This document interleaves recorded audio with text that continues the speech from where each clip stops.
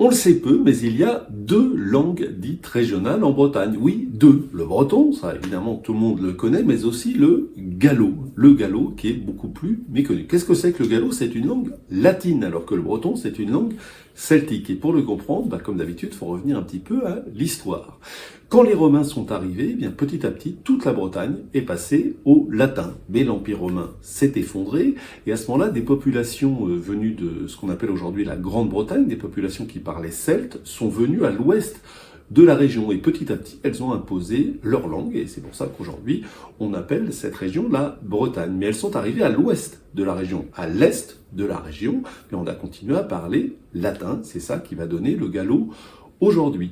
Le gallo, qu'est-ce que c'est? Donc c'est une langue latine. Si on est plus précis encore, c'est une langue d'Oïl, c'est-à-dire des langues du nord de la France, proche d'autres langues comme le français, comme le normand, comme le picard, comme le champenois, comme d'autres, mais c'est une langue différente. Ça n'est pas une déformation du français. Aucune langue n'est la déformation d'une autre. C'est une langue latine qui a ses spécificités qui correspondent à ce territoire particulier, spécificités qui viennent de l'influence des Francs, qui sont arrivés après l'arrivée des Romains, surtout au nord de la Loire, avec une langue germanique qui a influencé le latin tel qu'il était parlé, mais aussi une influence des Vikings qui vont s'installer au IXe siècle à côté, là en Normandie.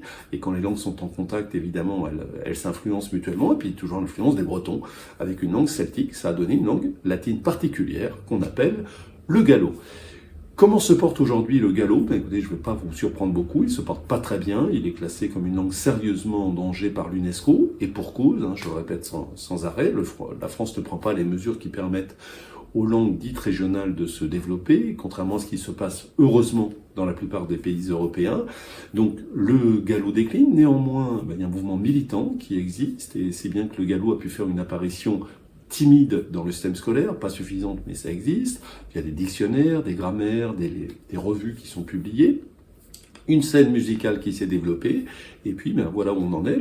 La disparition du gallo a été plusieurs fois annoncée, et elle ne s'est toujours pas produite. Elle compte donc même plus de locuteurs que le breton, et tout cela marque une forme de performance et qui démontre l'attachement des populations à leur langue historique. Plus de détails, comme d'habitude, sur la version écrite de la lettre d'information de l'Express sur le bout des langues. Et je vous recommande surtout cet ouvrage où j'ai trouvé beaucoup de renseignements, l'encyclopédie de la Haute-Bretagne.